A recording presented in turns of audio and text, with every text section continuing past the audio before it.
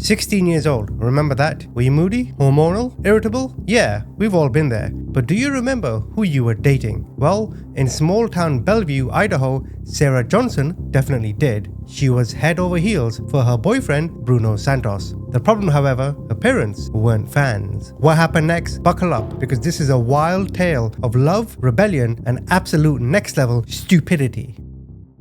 Alan Johnson and Diane Johnson seemed to have a picture-perfect life. The longtime sweethearts who had been together for 20 years. They lived in a beautiful home on the outskirts of Sun Valley, Idaho. Alan was part owner of a landscaping company. Diane worked at a medical clinic. Good folk working good jobs. They treasured their family, which included two children, 22-year-old Matt and 16-year-old Sarah. But just after Labor Day in 2003, that happy family life abruptly came to an end. Alan and Diane were brutally executed in the bedroom of their home. They were shot to death at 7 a.m. on Tuesday, September 2nd, 2003. 16-year-old Sarah and her parents were the only ones home. Sarah's older brother Matthew was away at college at the University of Idaho, about a day's journey from home. When his fiancée called him, said his parents had been shot, Alan and Diane's bedroom door was found propped open with two pillows. They often did that during hot months because otherwise the wind would create a suction in the house or a vacuum and slam the doors. To help the air circulation,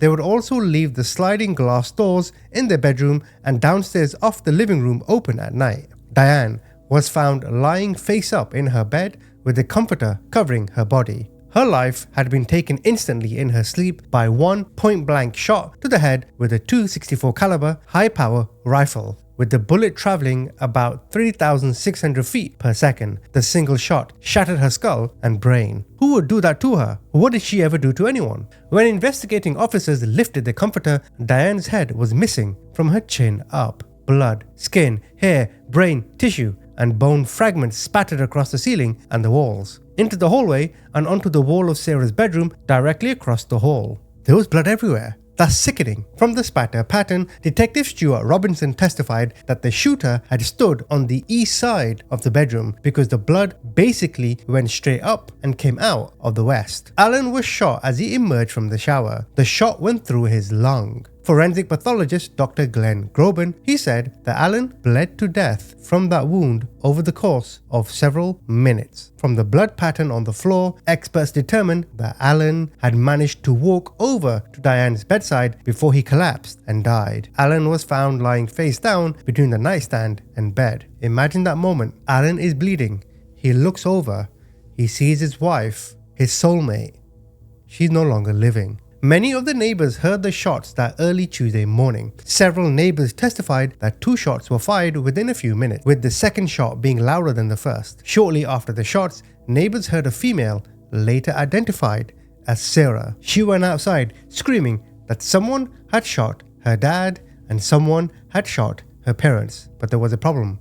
She was the only other person at home. There's no way the daughter would kill her parents. Sarah then went to a neighbor's house. People came to help and comfort Sarah, but they were puzzled on why her hair was neatly fixed and her casual clothing did not look as though it had been slept upon, because she claimed she was in bed. As police investigators arrived at the scene that early morning, they realized it was trash day and pulled the two trash cans back from the curb. One was filled with yard debris. The other contained Sarah's pink bathrobe covered in blood. This amateur, this cheeky minx, she's trying to get away with it. There was also a left-hand woman's leather glove and a latex glove. The left-hand glove had no blood on it. Some experts believe it may not have been worn during the shooting because of the lack of blood spatter. However, the glove tested positive for gunshot residue. The latex glove was so old it was discolored. But why blood on the bathrobe? Interesting. Only an amateur would throw the bathrobe with blood in the trash where everyone can see. Matthew identified the leather glove as being from the set Diane kept in her car in the garage. Diane and Sarah had worn them at football games, and Diane sometimes wore them when driving. The Johnsons owned multiple first aid kits containing latex gloves, including in Diane's car, Alan's truck, the garage, Alan's bathroom, and Matthew's bathroom. When tested, the latex glove found in the garbage had Sarah's DNA on it. Like the left-hand leather glove, this latex glove also had gunshot residue. The guest house located over their garage occupies a prominent place in the story. You see, about a year earlier, Alan and Diane had rented the guest house to Alan's friend Mel Spiegel, who usually spent Monday through Friday there for a local construction job, and the weekend in Boise, where he and his wife owned a house. Now, on Labor Day weekend, just before the shootings, Mel decided to spend the holiday with his wife in Boise rather than return to the guest house. Before moving into the guest house, Mel had inherited several guns when his father passed away. Mel had kept them at a ranch. However, Mel's friend Christopher was the ranch caretaker. Mel eventually sold the ranch. Christopher helped Mel move into the guest house. There, Mel stored the unlocked guns in his closet under some clothes. Mel kept the door to the guest house locked when he was away. Sarah, however, knew Mel was gone. That long weekend, she had a key to the guest house. The key was found on a small table in Sarah's bedroom on the day of the murders. You starting to make the link now? Sarah was familiar with Mel's place. She had cleaned it for him on earlier occasions. The Labor Day weekend brought Diane's sister, Linda, for a visit to the Johnsons' house. Linda observed that Sarah had spent time in the guest house. Sarah had said she was studying. School had started only 4 days earlier. Linda testified that when she saw Sarah go to the guest house, Sarah was not carrying books or a backpack. She wasn't studying. And also, you gotta think, guest house. Not many of us have a guest house. It tells me Sarah's parents did well for themselves and provided for the children. You see what I'm saying? Then they got gunned down. For what?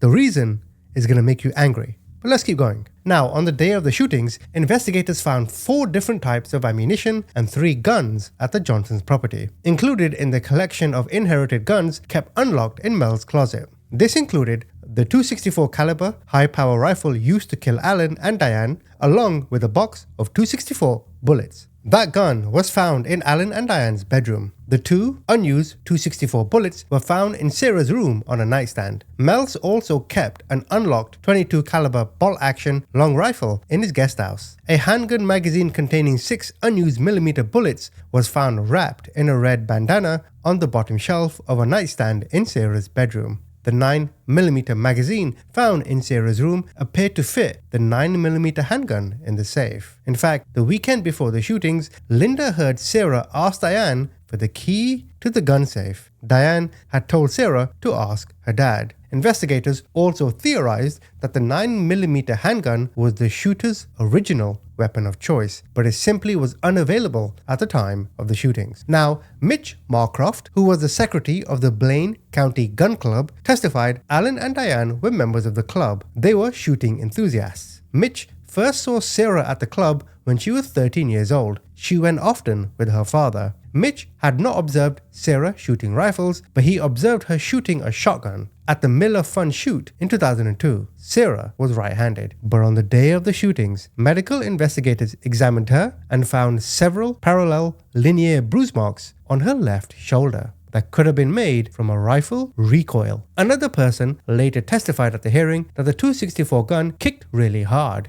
That could explain the bruising. However, Sarah explained the bruises away by saying that she had fallen and hit her shoulder on a table on the Friday before the shootings. But quite a bit of additional evidence was found at the scene of the crime. The robe she wore had dried paint residue on the inside of it. The robe also had gunshot residue on it. A woman's right-hand leather glove that matched the left one found in the garbage can was sitting on a table in Sarah's room along the west wall. This glove had gunshot residue and Sarah's DNA on it, but it did not have the victim's blood on it. Diane's blood and brain matter were found in Sarah's room. A piece of metal bullet, shaving and body tissue were removed from the door jamb of Sarah's bedroom. All of this indicated that Sarah's bedroom door and her parents' bedroom door were open when the shots were fired. 2 kitchen butcher knives were found on the floor on the foot of Diane's bed. One knife was found at the foot of the guest room bed, where Matthew stayed when he was home from college. Investigators determined the knives were not instruments of the crime, but they did wonder, why are there knives all over the house? See, Officer Raul Ornelas saw 2 or 3 sets of human footprints in the matted grass in the backyard, going northeast from the house to the back of the guest house. Investigators noted that the path Sarah took to get to her neighbor's house went right by the trash cans. Maybe that's when she dumped the robe, but then the police were thinking, why? Why do this? Who would murder these 2? They had no criminal record, they had no enemies, but they soon learned a key figure in this story. That is Sarah's boyfriend, Bruno Santos. He was a 19-year-old high school dropout. Sarah and Bruno had been dating for about 3 months at the time of the murders. Bruno and Sarah had engaged in sexual intercourse and had exchanged promise rings. Sarah told several people that she and Bruno were engaged to be married, but she told investigators that she was not. To police, Bruno is a nobody, but to her friends, Bruno is the love of her life, because she knew why she did this. Sarah revealed to investigators that her parents were not happy with her relationship with Bruno. Alan had told Sarah that Bruno was a waste and he did not want her to see him. On the day of the shootings, Bruno claims that he was at home sleeping on a mattress in his living room. But then, his adult cousin, Jane Lopez, called him to say that a school administrator just made an announcement Sarah's parents had been killed. She told Bruno to stay home, but Bruno wanted to go to the scene to find out for himself what happened.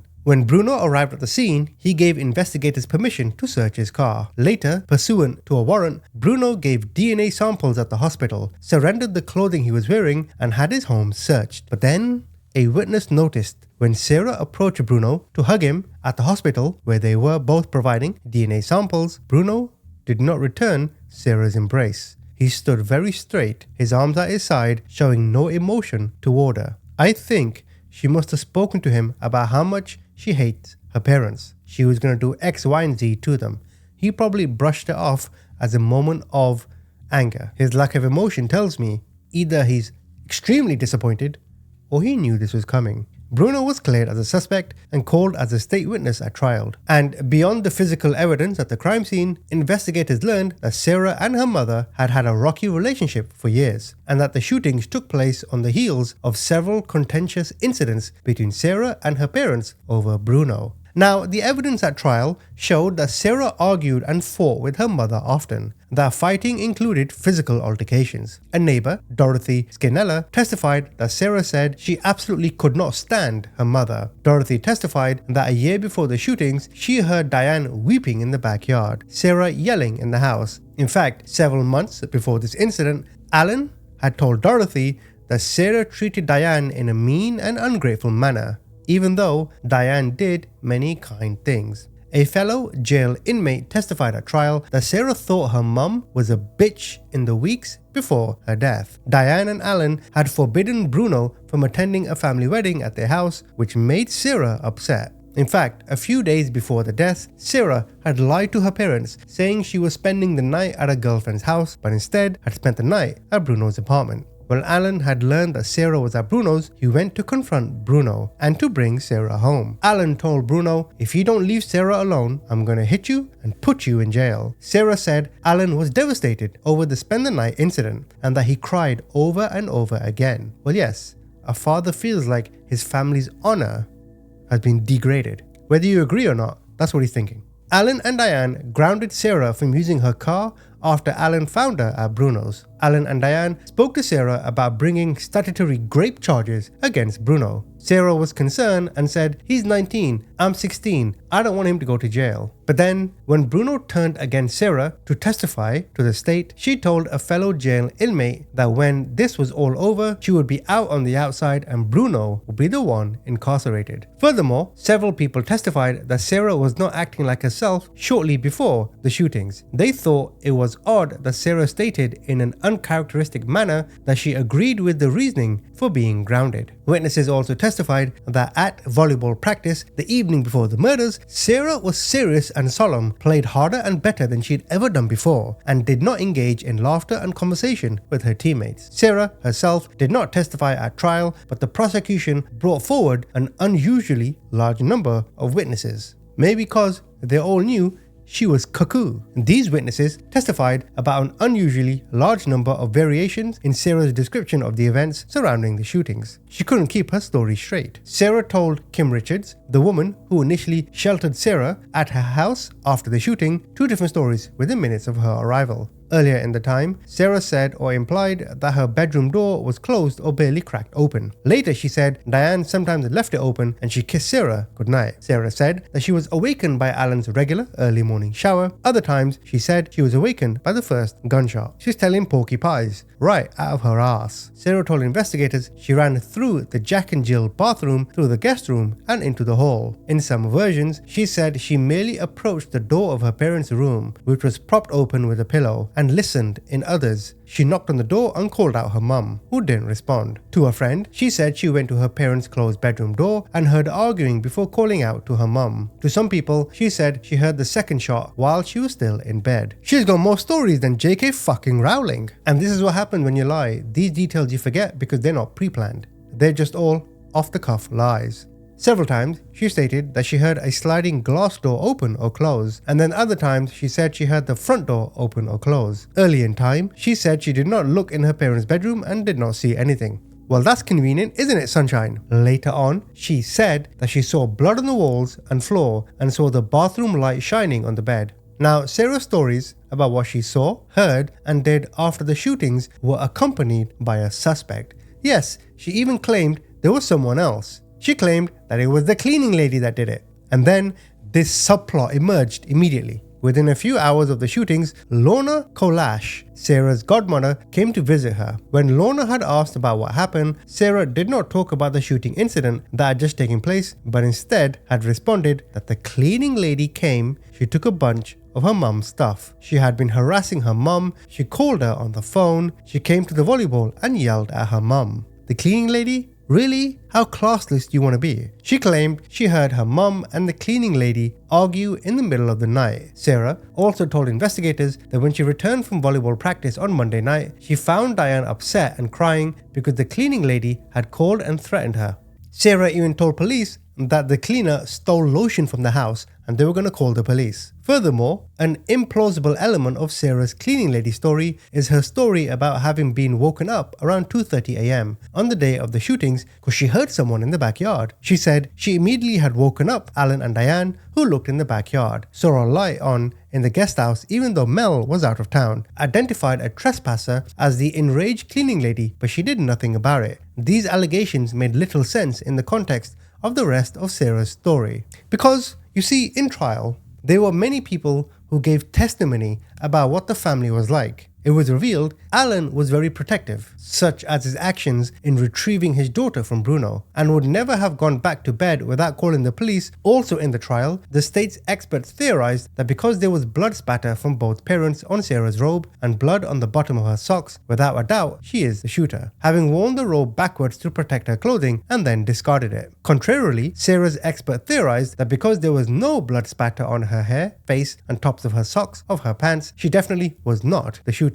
Even Blaine County Sheriff Walt Fremling said it was the most disturbing crime scene he had ever seen. There was blood and hair on the carpet. It was on the ceiling. It was on all the walls. There was also part of a skull cap in the hallway. Walter immediately closed down the street, and in doing so, stopped a garbage truck that had just made its round. The garbage truck turned out to contain the key evidence in this case, which was the bloody bathrobe, including a left-handed leather glove and a right-handed latex glove, all containing Sarah's DNA. Now, in the trial, for the defense, there was a crime scene expert, and they told jurors that Sarah was not sprayed with blood and therefore could not have pulled the trigger. Crime lab technician Michael Howard testified that whoever shot Diane and Alan at close range would have been hit by a rain of blood spatter. The defense witness also attacked a critical point in the state's case about whether Diane Johnson was covered up to the head by a comforter when she was shot, which would have affected the pattern of blood spatter. Sarah avoided looking at the gritty crime scene photos of blood and brain splattered across the walls of her parents' bedroom in their home. After seeing photos of Alan Johnson lying face down, naked and bloody after being shot in the shower,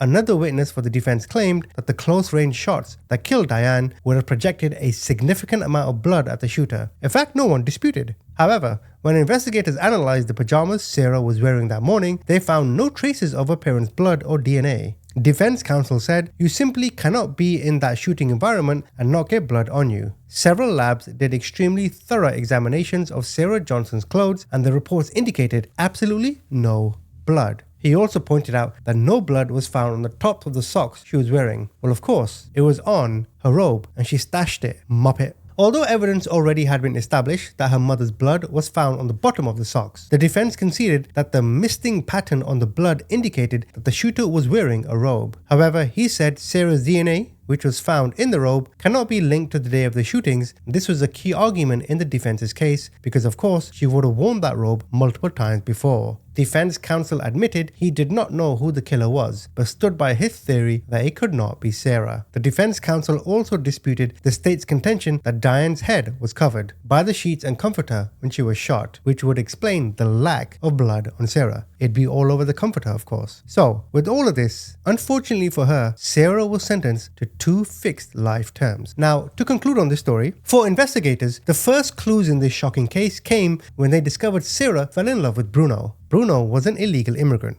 Alan and Diane did not approve of their relationship. He's a high school dropout, sells drugs. Bruno then becomes a source of heated family arguments. Relatives and friends feared that the relationship was tearing a once close family apart. One of Sarah's friends said, "I felt she could do a lot better. He was a high school dropout and was selling drugs. She was from a nice family. It just didn't seem right." This is when tensions mounted on that Labor Day weekend, when Diane and Alan discovered Sarah was sleeping at Santos's house. When Alan picked up Sarah, he told Bruno that he was to stay away from his daughter. He even threatened to report him to the police for having sex with an underage girl. But of course, that report never happened because they died a few days after. And as recently as 2014, Sarah is at the Pocatello Women's Correctional Center. She was still claiming someone else killed her parents. She managed to draw the Idaho Innocence Project into her case. They contended that she had ineffective counsel at first trial. Her legal team also brought up the fact that the murder weapon carried someone else's prints. However, in February 2014, Idaho Supreme Court denied her appeal. Bruno himself served some jail time related to drug charges around 2005. Then in 2010, he was brought up on new substance peddling charges. The following year, he was sentenced to 10 years in prison. Sarah,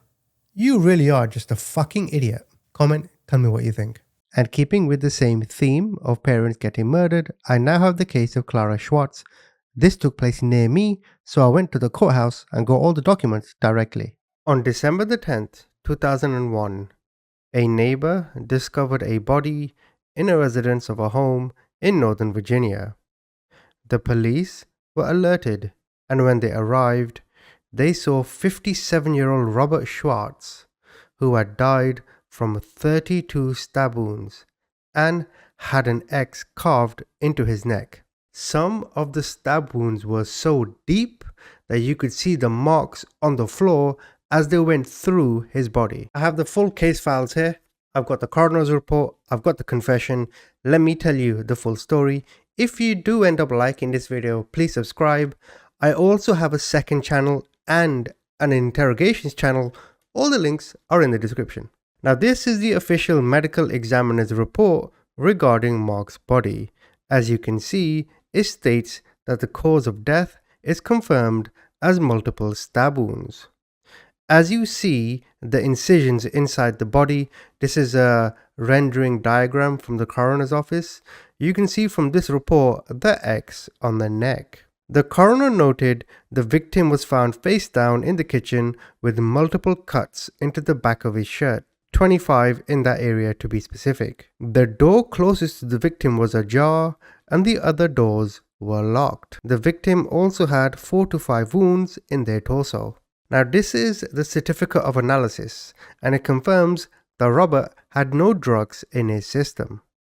According to the police, there were no signs of forced entry and nothing had been stolen, ruling out a home invasion. They also couldn't find the murder weapon. Robert was a scientist, and due to some legal troubles, he had to testify in court, and the police theorized that maybe one of the suspects from these cases attacked Robert in retaliation for his testimonies. This led to suspects being ruled out. So the police then turned to an FBI profiler who told them, given the nature of this crime and the way the body was found, this killing was ritualistic in nature. The police then spoke to the neighbors, and one neighbor stated they saw a tow truck near the house on December the 8th. So police contacted all local tow trucking companies, and one company said they were called out on December 8th as a bunch of kids got their car stuck in the mud. The towing company said they didn't get paid as the kids had no money, and when the police traced the car which was towed, it came back registered to 21-year-old Michael Fowle. Michael and his girlfriend Catherine were brought in for questioning, and they said, well, we were just driving around listening to music. But then Catherine said someone else was with them, 18-year-old Kyle Hubert. Kyle was a troubled young soul who had severe mental issues. In fact, here is his official psychiatric admission evaluation done on the 11th of October 2002. It summarizes that Kyle had multiple hospitalizations. He has had 12 years of psychiatric problems.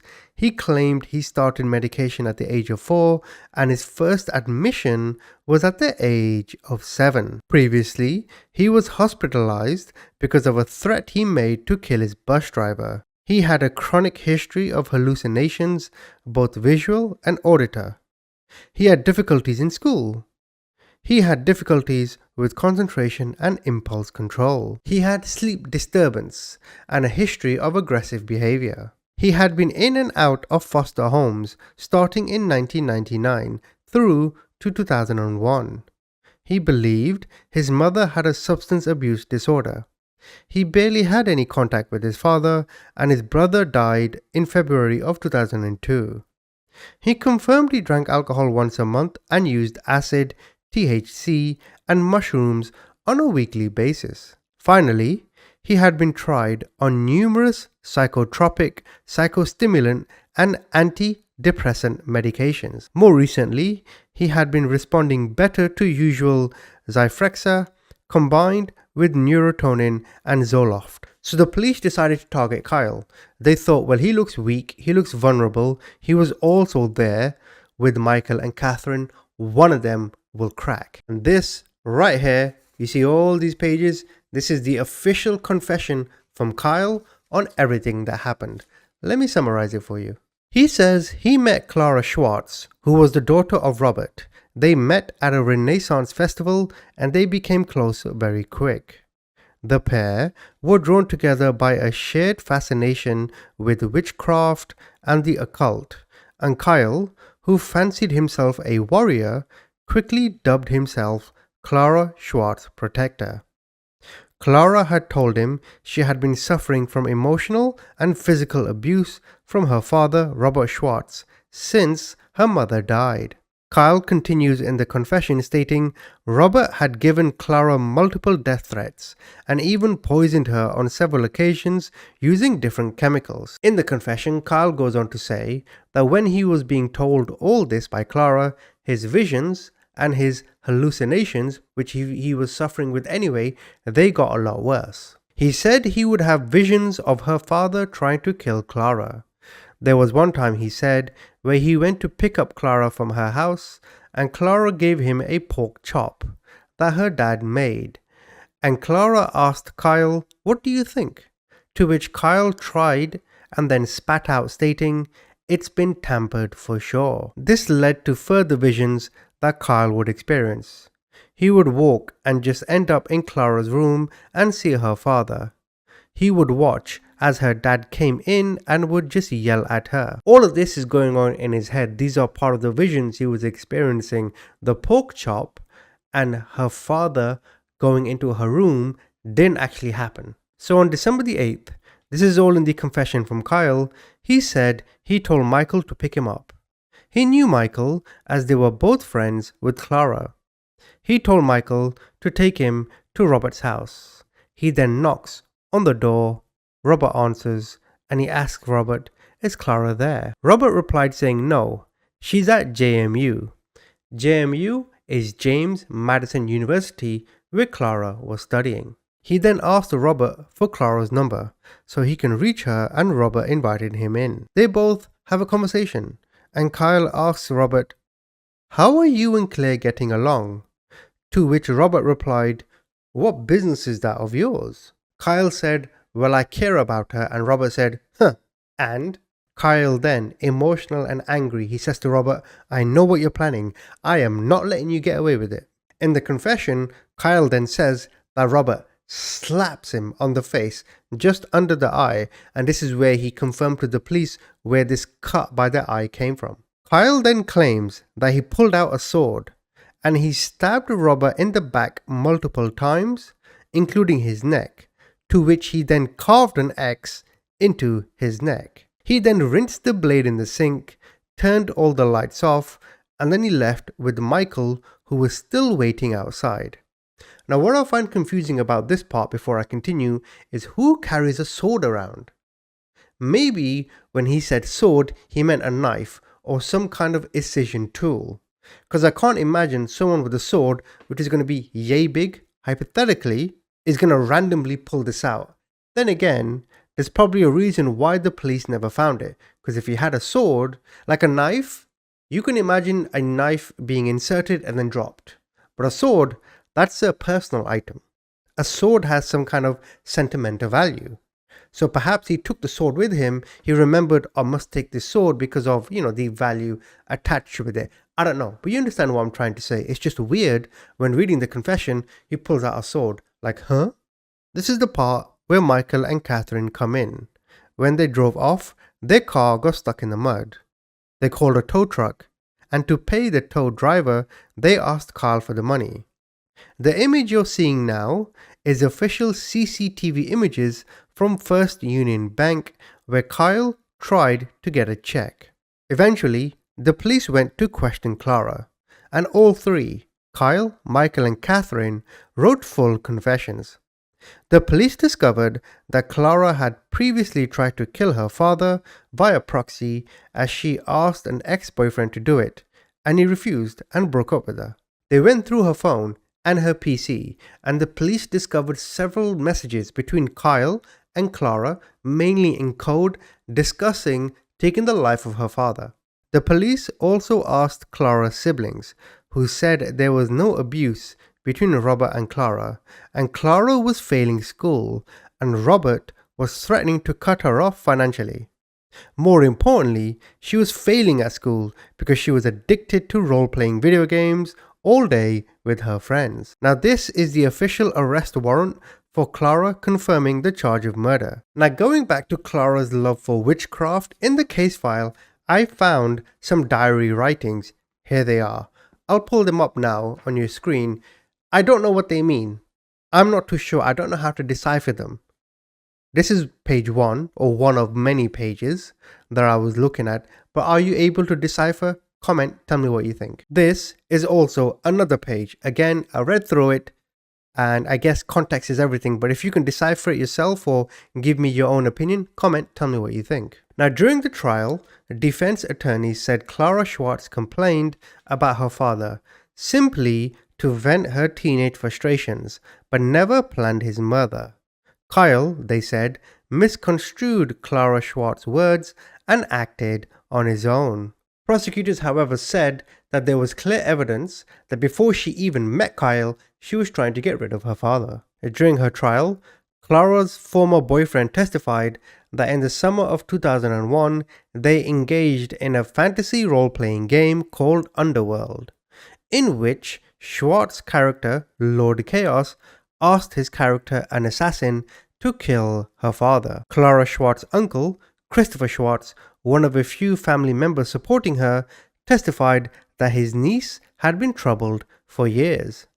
He said a hyperthyroid condition caused her to be confused and paranoid. Now, it was revealed during the trial that her widowed father disapproved of her goth clothing. He also resented the fact that his daughter, one of his 3 children, was spending so much time in isolation in her room. Clara's aunt, Susan Bowen, wrote to the judge that Robert's family had a history of abuse, and when she found out about Robert's death, she hoped it wasn't one of the kids. Now, this is interesting. When she says, "Oh, I hope it isn't one of the kids," this is because of the preconceived idea in her head that there's abuse going on. See, if there was no abuse, her reaction would be, "Oh my god, how? What happened? Tell me," etc. But given that her first reaction was, "Oh no, I hope it wasn't the kids," this indicates to a degree that perhaps she was aware of abuse. In the letter that she sent to the judge, she said that the family was aware of abuse, but nobody said anything. But it was clear, according to the judge, that preying on Kyle's immersion in the fantasy world of dragon, orcs, and vampires, Schwartz convinced the teen that her father was trying to kill her. You are looking at the official criminal complaint pertaining to Michael, Catherine, and Kyle. Eventually, the judge sentenced Clara to 48 years in prison. Kyle himself pled guilty and was sentenced to life without parole. Michael pled guilty to second-degree murder and was sentenced to 18 years. And Catherine pled guilty to conspiracy to commit murder and served 1 year. Now, where I found this case most fascinating is in the story of Kyle. I know he killed Robert, and I don't know how I feel about murder by proxy, right? Like, Clara may not have done it herself, but she certainly had an influence on Kyle. I don't know if 48 years is correct. I'm not trying to justify anything. I'm not trying to downplay anything. But because she didn't do it, should she still feel the full extent of the law, so to speak? She didn't get life, right? Kyle did. But 48 years for something that you didn't physically do, to me, I mean, I don't know. How do you feel about it? You understand what I'm trying to say. But I wanna focus on Kyle. It's just such a sad story. From day one, rejected by his birth parents, sent off to foster care. I mean, he got to know his parents at some point in his life, but his mother seemed to be a drug addict. His father didn't want a relationship with him. How is he meant to mold himself into a man in the real world when the very people who should have loved him most rejected him most? You understand what I'm saying? Now, you could say, well, there's many foster kids who don't end up doing this. This is just an excuse for him. That is fair. But the conditions in which he was raised were not ideal. If he had been on some kind of psychiatric drug since he was 4 and was in hospitals and being treated by the age of 7, just imagine the childhood. In fact, I think from a psychological point of view, and this is my own opinion, I think because he had been rejected his whole life, beaten his whole life, ridiculed his whole life. When I say beaten, I mean metaphorically, I mean mentally beaten. One of the very few people that accepted him for who he is was Clara. And he clung on to it. He hung on to it. She became his everything in a platonic sense. Like from his confession and reading his psychiatric reports, I didn't get the impression that he was in love with her, so to speak. I think he was just happy that, oh my God, I actually have a friend. And because of that, because this was his first friend, and if you take the entire history of ridicule, rejection, and you know, just having a worthless life, it makes sense to me that he saw himself as her protector. And if you take that statement for what it is, the way he saw Clara makes sense, right? This is his best friend. But Clara knew what she was doing. Clara knew that she could vent to him and he would just listen, and he would try to make her feel better, and he would do anything to take her mind off it. I don't know if she was telling all this to him because she thought, well, if I keep telling him, he will eventually do it, right? Like if you tell a lie long enough, eventually it becomes truth, right? Like if you tell someone the same thing over and over again, at some point they may act. I don't know if she was smart enough to know this, but either way, she knew that she was telling this to someone who was vulnerable, alone, and she was his everything. Clara herself needed some kind of out, right? Forget the abuse, if it even happened. She's failing in school. She didn't want the education. She probably was burdened with her father's scientific background. Oh, my father's a success. He's known in the community. Now people are going to think that of me. You understand what I'm saying, right? But she became addicted to video games. She was just lazy. She could not be asked to deal with it, as they say in England, right? She just did not want to do the work. She just wanted to play video games and wanted her father to support her. And at some point, she'll figure out what she wants.